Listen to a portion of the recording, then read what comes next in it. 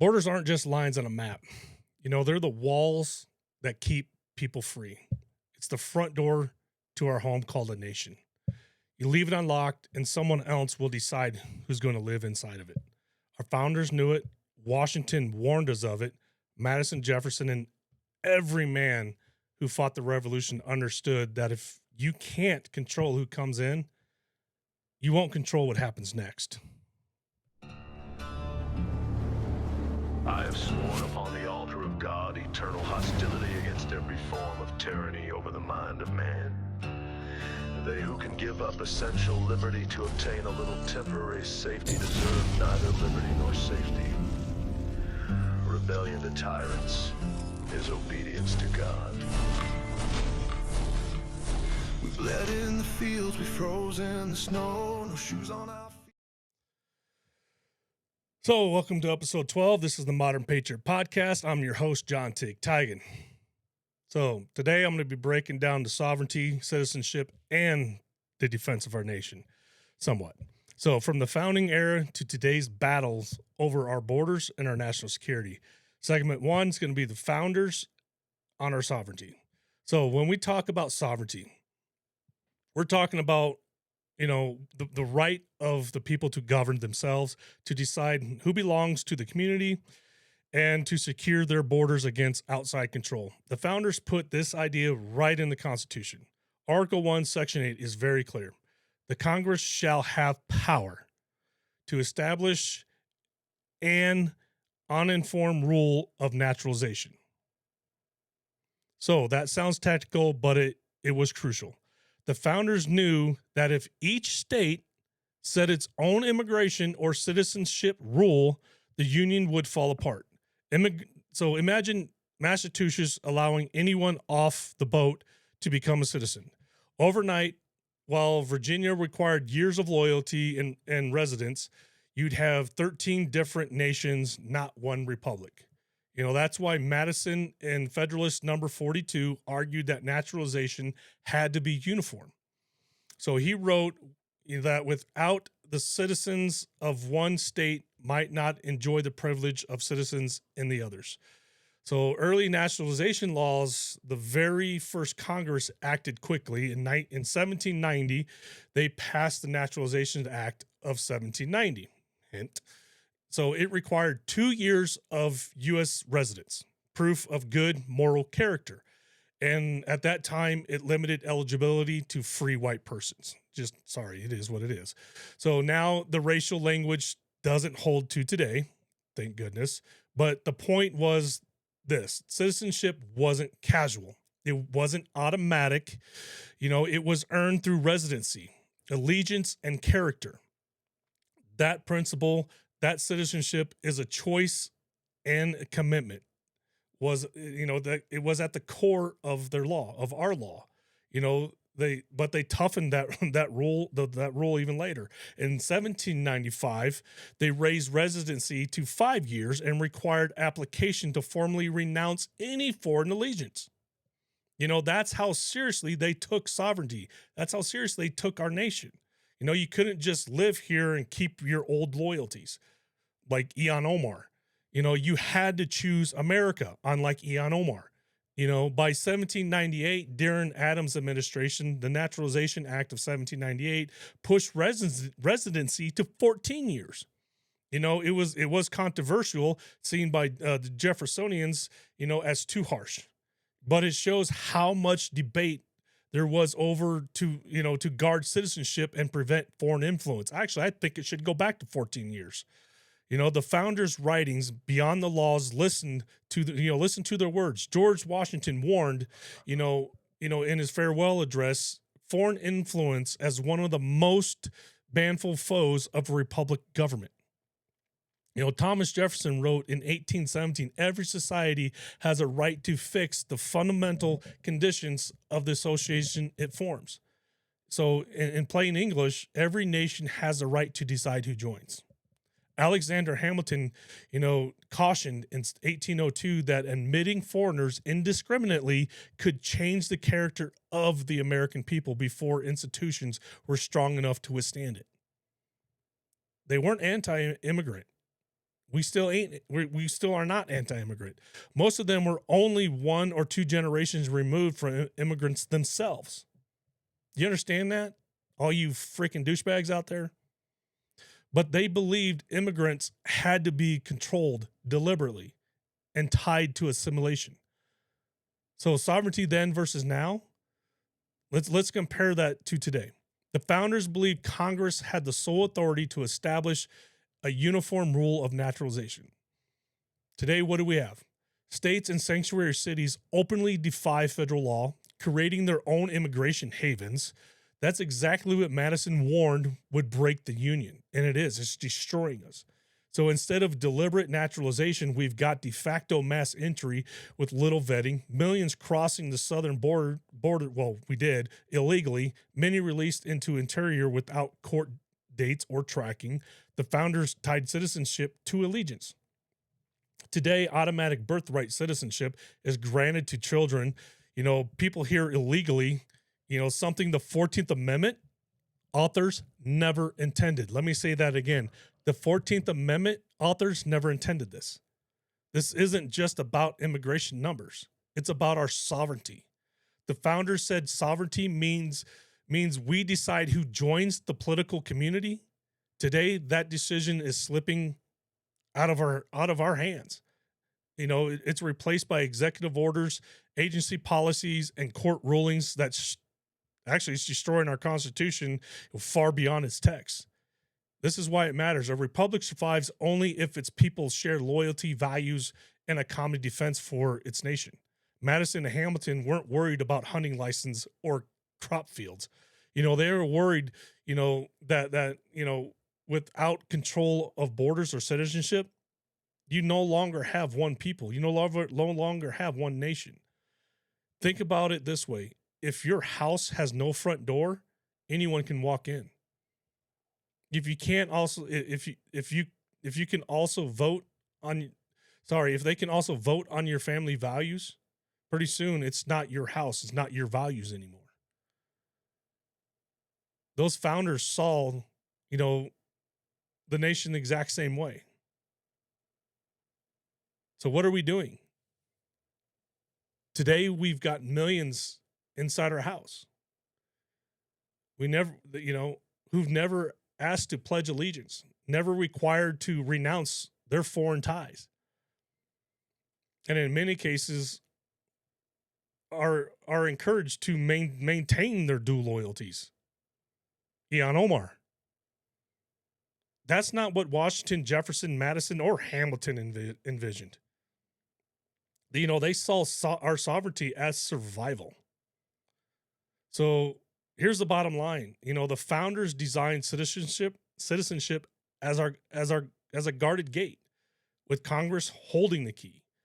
Today, that gate is swinging wide open in the wind. Trump's trying to close it, but look at our northern border. If we want a free republic to survive, we have to restore the principle they fought for. One nation, one people, deciding together who belongs under its protection.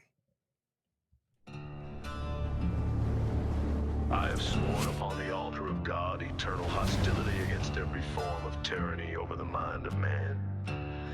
They who can give up essential liberty to obtain a little temporary safety deserve neither liberty nor safety. Rebellion to tyrants is obedience to God. We bled in the fields, we froze in the snow, no shoes on our feet. All right, let's go jump into segment 2. I know I talked about this before, but again, the 14th Amendment, I'm going to go, revisited. So when America talks about citizenship, what most of us think about the 14th Amendment, but don't understand what it means, and what it doesn't. We need to go back to 1866. The Civil War had just ended. The Union was preserved, slavery was abolished, and Congress was faced with a massive question. What about the free slaved? Were they citizens? Did they have the same rights as white people? Could the states deny them equal protection? Well, the Democrats didn't want them to have equal protection. So Congress, with the 14th Amendment, Its purpose was not vague. Its author said it directly. The 14th was designed to secure citizenship and civil rights for freed slaves and their descendants. Period. The key clause, the opening line says, all persons born and natural, you know what I'm saying, in the United States and subject to the jurisdiction thereof are citizens of the United States and of the states wherein they reside. That phrase, subject to the jurisdiction thereof, is the hinge. Without it, anyone born on U.S. soil would automatically be a citizen. With it, the authors put limits in place. So Senator Jacob Howard of Michigan, the man who introduced the amendment in the Senate, explained what it meant. He said he said it was meant to include free slave and exclude, in his words, foreigners, aliens who belong to the families of ambassadors or foreign ministers. In other words, children of those owning allegiance to another government weren't included. And just remember, we didn't have these douchebags flying in planes, jumping in hotels, popping out kids, jumping across borders for welfare checks. Anyways, so Senator Lehman Tumble of Illinois, chairman of the Judiciary Committee, reinforced it. He said, subject to the jurisdiction meant not owning allegiance to anybody else, any other nation. That's a high bar. That's full and undivided allegiance to the United States of America. So from the mouths of the men who wrote and debated it, the 14th Amendment did not grant automatic citizenship to every damn kid that popped out between the legs of a foreigner. It was never about tourists, foreign workers, or people here illegally. It was about making sure freed slaves could never again be denied citizenship by hostile democratic states. Early court cases. Supreme Court confirmed this in early years right after. 1873. In the Slaughterhouse case, the court noted that the amendment was about the rights of freedmen. In 1884, Elk versus Wilkins dealt with whether Native Americans,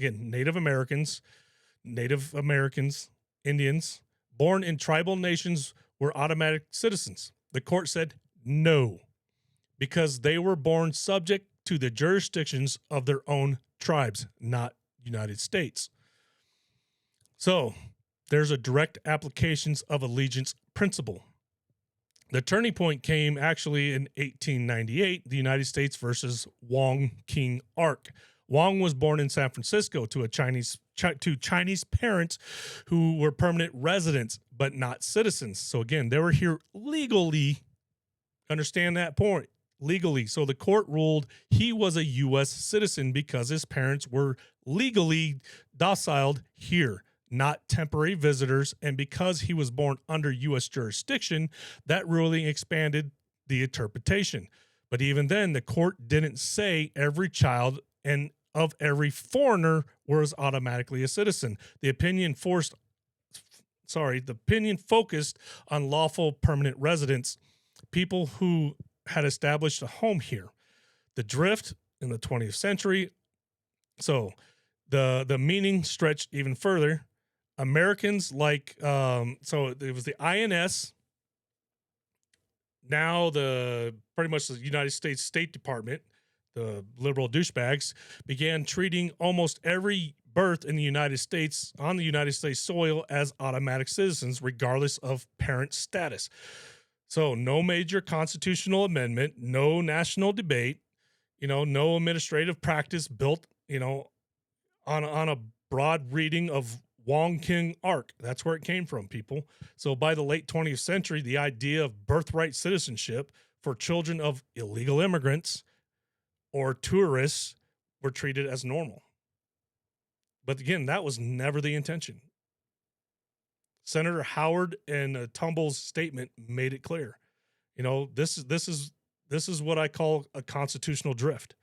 Not a single vote by American people, not a single amendment was ratified, just a back ass reinterpretation until the original intent was just buried.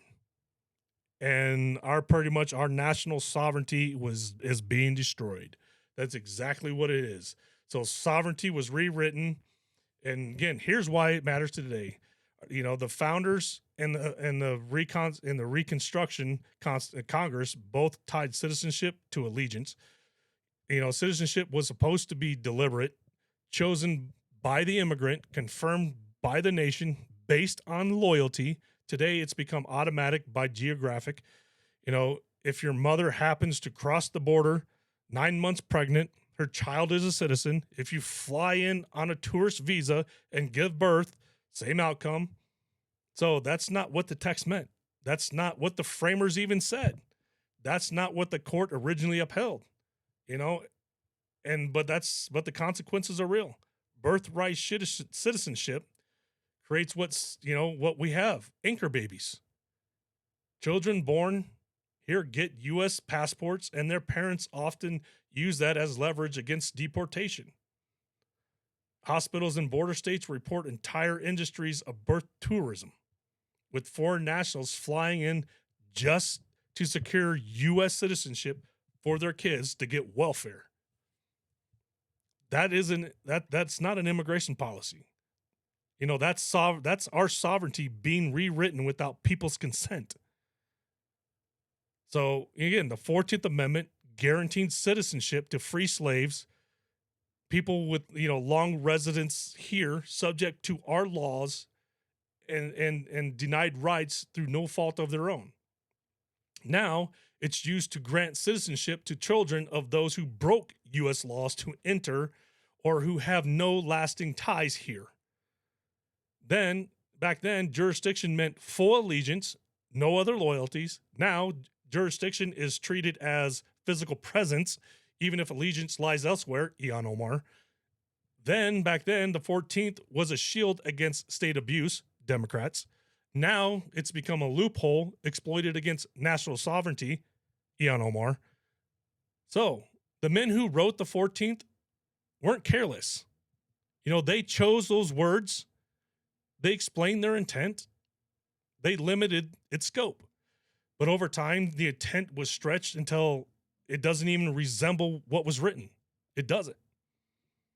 And here's the truth. When citizenship is given away without allegiance, the very meaning of we the people is shit. Do you guys understand that? That's not immigration reform. That's the foundation of the republic being chipped away, one unvoted interpretation at a time.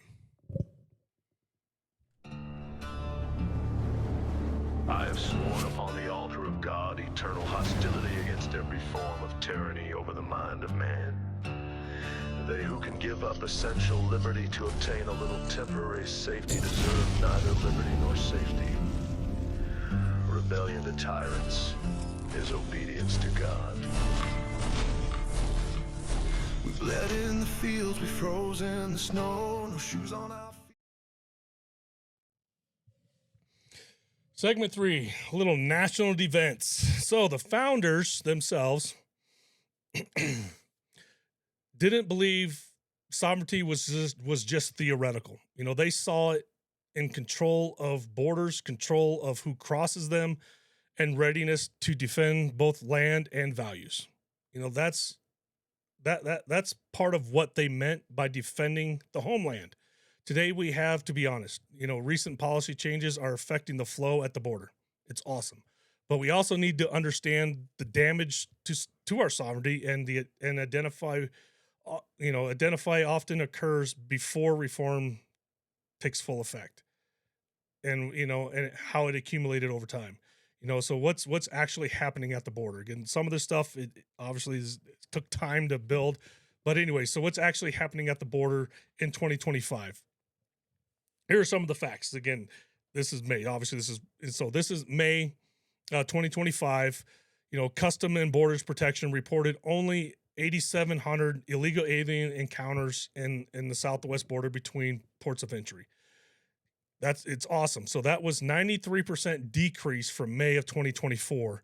When there were about 117,000.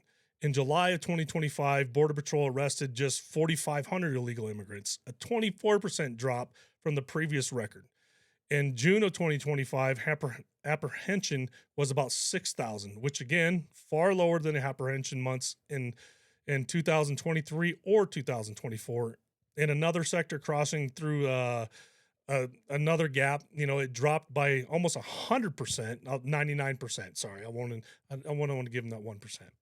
So in between May and June of 2025, compared to the high under the prior administration. So yes, obviously we know there's evidence that the border has been tightened significantly since early 25. So that shift, or obviously it's in the right direction. So if you think, enforcing the law and securing the border, is part of our sovereignty, it is. But sovereignty has already been strained. But what's the damage? Even with recent improvements, the sovereignty of the United States has already been substantially stressed, by years of high unauthorized immigration, both from policy and practice. So here are some of the documented effects, from history, social science, and political analysts, which this crap sucked looking up because I hate anyways. Of what happens to nations when its borders are porous, or when large numbers of non-citizens or people with weak connections to institutions of the state, they're in. So erosions of common political culture and identity. Studies show that large-scale immigrations, when not paired with strong, integration and assimilation policy, can weaken, a shared national identity. We're seeing in Europe, when people live in parallel cultures or communities with weak ties to its laws, civic values, or language of the host nation, the sense of we the people, it declines. We're still strong now, but it's going to take a lot to hold this line. In some European cases, which scholars often compare to America, with birth rates among the native populations are falling and immigration birth rates are increasing. There's anxiety and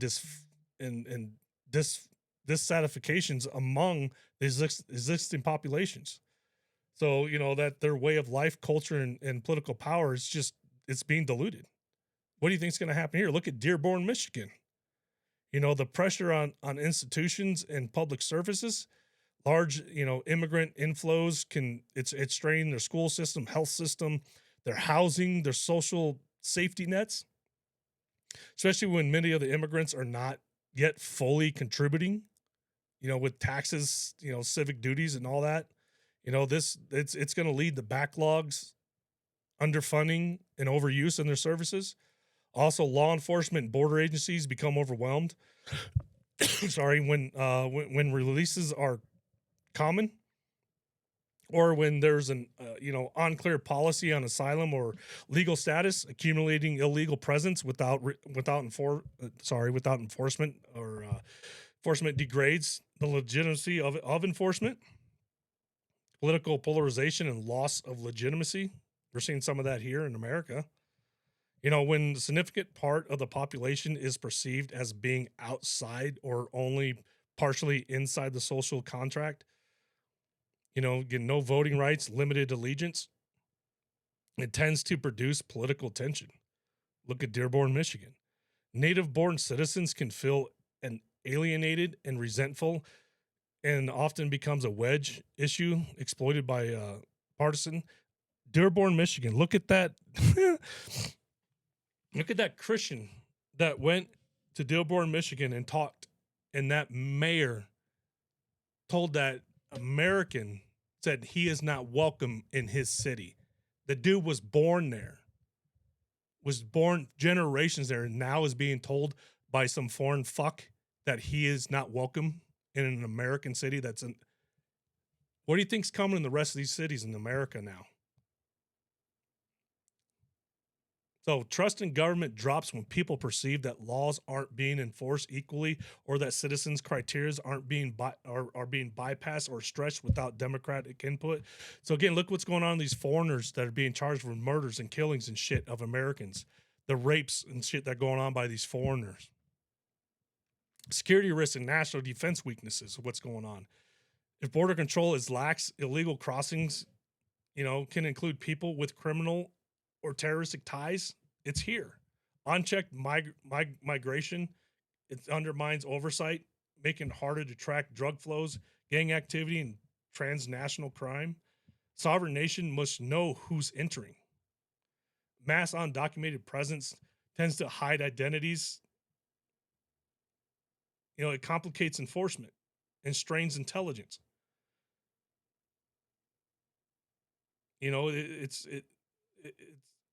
The fragmentation is it's insane. Identity is more than a legal status. It's language, custom, civic behavior, shared values. When immigration or second or third generation residents do not assimilate or adapt those aspects, regional enclaves can form with distinct, perhaps conflicting norms. Dearborn, Michigan. Pretty soon it's going to be New York City. Over time, this is going to lead to parallel societies rather than a unified civic identity. Dearborn, Michigan. Look at those Muslim patrols that are going on in New York. If you don't know about it, you better fucking Google them. Societies that lose this tend to have weaker social cohesion and more difficulties in national mobilization, rallying around national defense, public health issues, or a shared crisis. Founders' visions versus, what has happened. Let's contrast that with what the founders intended and what Federalists writings, the constitutional clause, and early laws show. What it looks like when sovereignty is reality is declining. So looking at history and comparative examples, here are real loss of sovereignty and identity tends to look like. Shifting demographics without integration leads to political realignment. Dearborn, Michigan. In some areas, native-born populations feel outnumbered. In public influence or political representation, immigration becomes the defining political issue. Dearborn, Michigan. Language, loss, bilingualism, without cohesion. In many countries, with immigrants do not adapt to the dominant language, public communication, education, and law enforcement suffer big time. Two legal system de facto, one for the citizens, another weaker one for non-citizens or unauthorized residents. We're seeing that here in America. This creates inequity and erodes the rule of law. Loss of shared moral or civic norms when non-citizens or mixed status populations are not tied to civic institutions, or do not participate in civic duties, voting and taxes, there's less common ground. National policy, captured by special interests, when the cost, of mass immigration or socialized through welfare, healthcare, education, will benefit a cure to certain sectors, cheap labor, remittance, etc., then citizens' interests may be sidelined. So we got to understand this stuff. It's crazy. Dearborn, Michigan for America should be a prime example of the shithole of what's going to happen to America.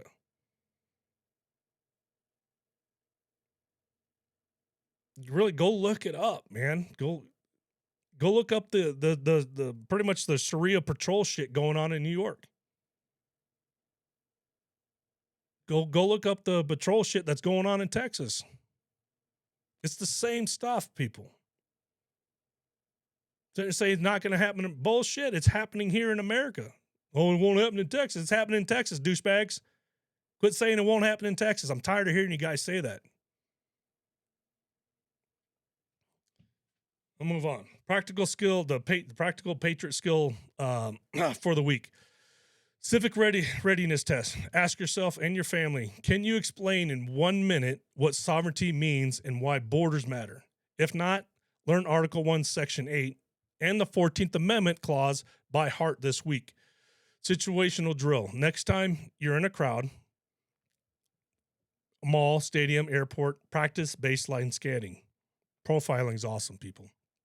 Note 3 things that look normal, 1 thing that seems out of place. Share it with whoever's with you. Family sovereignty check. Make sure everyone in your household knows where important documents are. Birth certificate, passports, naturalization papers, especially with a lot of the ICE stuff going on. If the system fails, sovereignty starts at home with proof of who you are. Local engagement. Attend 1 local meeting, city council, school board, or county commissioner meeting. So watch who's making decisions about identity, community, and law in your backyard. Securing the border is a necessary. Securing the border is a necessary but not sufficient step. It's good to see data like legal crossings dropping, fewer releases, into the interior, et cetera, and all that crap. It's really good. Trust me, it's nice. But the damage to our sovereignty, it's there. It's been done. But to identify, it's been there. We've been monitoring it for years, but it doesn't reverse. It's not. This stuff's not going to be reversed overnight. The founders understood that sovereignty is fragile. But it depends on us, the people, believing that that we are one. But we are one, and we are under one constitution, subject to one uniform law, and we are bound together by one value, one common value, and one responsibility. Because once that's broken, it's going to be hard to put back together if it ever can be put back together. We got a huge fight in front of us. And again, if we don't even understand the basics of the 14th Amendment and how it's been bastardized, how it's been destroyed by the frickin' Democrats, by the State Department. And again, if we don't even know what it is and what it means and understanding it, they're going to keep doing it. They're going to keep using it. Go read the 14th Amendment. Understand the argument when they brought it up. So we can stop these douchebags from using it for what it is. It's not, Trump is right. Go read it. Go understand what it is and what they put it in for. And so we are one voice to fight it. Go learn it. I have sworn upon the altar of God eternal hostility against every form of tyranny over the mind of man. They who can give up essential liberty to obtain a little temporary safety deserve neither liberty nor safety. Rebellion to tyrants is obedience to God. We bled in the fields, we froze in the snow, no shoes on. All right. Segment 4 takes tips, situation awareness. I'm probably going to screw this up because I made it too difficult even for myself for some reason. I don't know why. So I'm going to, again, let's bring it home, a little practical skill. Sovereignty, it starts at a national level, but it also applies to your family, your community, your daily life. So here's a drill, situation awareness at a scale. Crowds. When you enter, like when I talk about a stadium, concert, airport, establish a baseline. What looks normal? Who stands out? Look for people overdressed, especially for the weather. Who's avoiding eye contact? Who's hanging back? Who's near an exit? That kind of stuff. So when you're traveling, don't get tunnel vision. Don't stare at your phone. Keep your eyes up. Really simple. Know where 2 exits are. Pay attention. Know the difference between cover and concealment. Know where your family are. Know where your family is, where they're stationed at, where their positions are, stuff like that, especially if you're moving around like grocery stores, whatever, that kind of stuff. Practice.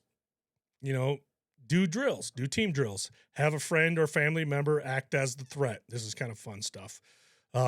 Maybe, you know, maybe they circle too many times or they act nervous.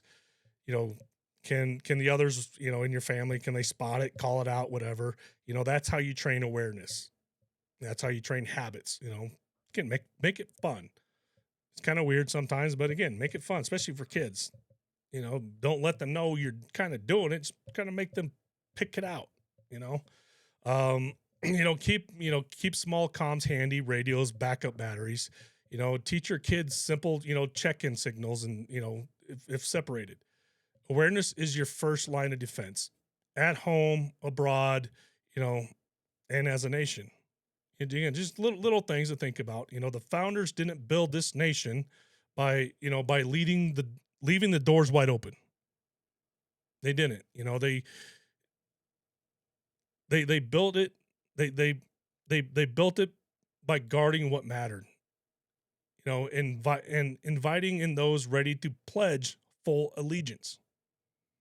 We can't control everything, you know, but we can control how we prepared, how prepared we are. You know, a sovereign nation starts with sovereign citizens, people who know who they are. You know, stand their ground and refuse to surrender their freedom inch by inch. We got to know what we're standing on. So we got to know what that Constitution is. We got to know how to back what we're saying, back what we mean. That's why I kind of started reading this damn stuff, and I said, screw it. That's why everything's kind of scripted, because I have to know what I'm saying. I'm not Charlie Kirk. I can't remember all this crap. It's not crap, but you know what I mean. Sometimes I go off script. But anyways, know what it is. You may not be able to go out and debate like him, but at least you have an idea of what you're talking about. So, little scripture. I like this one. It takes me a while to find this stuff, but anyways. So I don't really know what I'm saying at the time, but anyway. So Nehemiah 4:9. But we prayed to our God and posted a guard day and night to meet the threat. So even rebuilding Jerusalem, they understood faith and vigilance go together. They pray, but also posted the guard.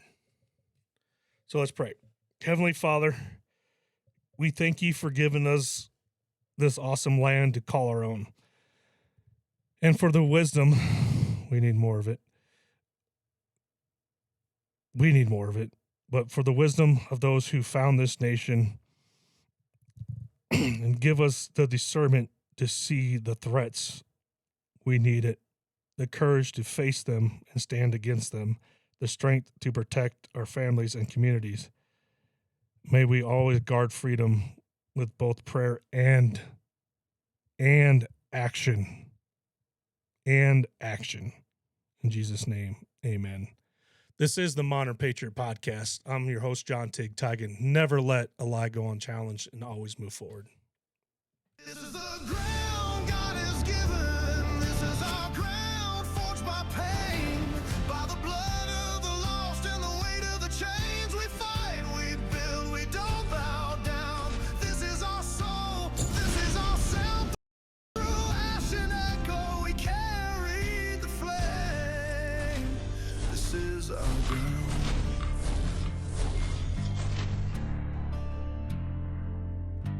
Brothers met brothers on opposite lines. The flag torn in half, soaked in rivers of time. From Gettysburg Hills to freedom's last flame, we rose from the ash to